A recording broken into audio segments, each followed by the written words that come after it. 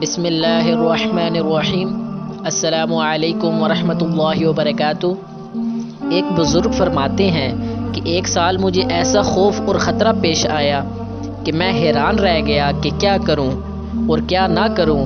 اسی خوف و ہراس کے عالم میں مکہ شریف کی طرف روانہ ہو گیا، اور روانہ اس طرح ہوا کہ نہ کوئی سواری پاس تھی اور نہ رستے کا خرچ۔ اسی طرح 3 دن چلتا رہا، اور جب چوتھا دن آیا تو مجھے گرمی اور پیاس نے بڑا تنگ کیا، حتیٰ کہ مجھے اپنی ہلاکت کا خوف لاحق ہو گیا۔ راستے میں کوئی ایسا درخت بھی نہ تھا جس کے سائے میں بیٹھتا۔ اسی حالت میں توکل علی اللہ قبلہ کی طرف رخ کر کے بیٹھ گیا، تاکہ اگر مروں تو روح قبلہ ہو کر مروں۔ بیٹھنے کے بعد نیند آ گئی اور میں بیٹھا بیٹھا ہی سو گیا۔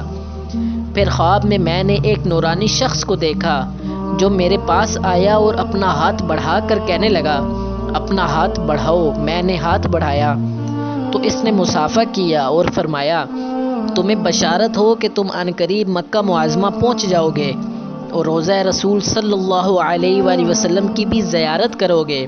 میں نے کہا، آپ کون ہیں؟ وہ بولا، میں خضر ہوں۔ میں نے کہا، حضور میرے لیے دعا فرمائیے۔ وہ بولے، مجھ سے یہ دعا سیکھ لو اور اسے 3 مرتبہ پڑھو۔ یا لطیفا بخلقہ یا علیما بخلقہ یا خبیرا بخلقہ الطف بی یا لطیف یا علیم یا خبیر۔ لو، یہ میری جانب سے ہمیشہ کے لیے تمہارے واسطے ایک تحفہ ہے۔ جب کبھی کوئی مشکل پیش آئے یا کوئی خطرہ درپیش ہو یا کوئی تکلیف لاحق ہو تو اس دعا کو 3 مرتبہ پڑھا کرو، تو انشاءاللہ وہ تکلیف دور ہو جائے گی اور خطرہ ٹل جائے گا۔ اتنے میں مجھے کسی نے جگا دیا۔ میری آنکھ کھلی تو ایک شخص نے جو اونٹ پر سوار تھا مجھے جگایا اور مجھ سے پوچھنے لگا کہ میرا لڑکا اس شکل و صورت کا تم نے ادھر سے گزرتے دیکھا ہے؟ میں نے نفی میں جواب دیا اور اصل واقعہ پوچھا تو وہ بولا کہ ہم دونوں باپ بیٹا حج کو جا رہے ہیں۔ راستے میں ہم ایک دوسرے سے بچھڑ گئے ہیں اور میں اس کی تلاش میں ہوں۔ پھر اس نے پوچھا، تم کہاں جاؤ گے؟ میں نے کہا، میں بھی حج کے لیے ہی جا رہا ہوں۔ تو اس نے اپنا اونٹ بٹھایا اور مجھے کھانے کو روٹی اور پینے کو پانی دیا اور پھر اونٹ پر بٹھا لیا اور ہم آگے بڑھے۔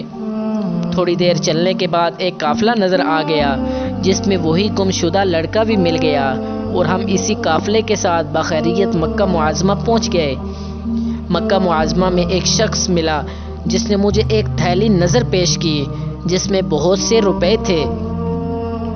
گویا اللہ نے مجھے واپسی کے لیے زیادہ راہ بھی عطا فرما دیا۔ پھر میں مدینہ منورہ بھی حاضر ہوا اور با اطمینان گھر واپس آیا، اور بفضل اللہ میرا وہ خطرہ بھی دور ہو چکا تھا۔ مشکل و خوف کے وقت جب اللہ کی طرف رجوع کر لیا جائے تو خدا اپنے مقبول بندوں کی اعانت فرماتا ہے۔ اور یہ بھی معلوم ہوا کہ کسی تکلیف یا کسی خوف کے وقت حضرت خضر علیہ السلام کا بتایا ہوا وظیفہ بھی بڑا مفید ہے، لہٰذا یہ وظیفہ ہمیں بھی یاد کر لینا چاہیے۔ پیارے دوستوں، اگر آپ کو یہ میری ویڈیو پسند آئی ہے تو میرے چینل کو سبسکرائب کرنا مت بھولیے۔ اللہ تعالیٰ آپ کو اپنے حفظ و امان میں رکھے۔ ملتے ہیں نیکسٹ ویڈیو میں، تب تک کے لیے اللہ حافظ۔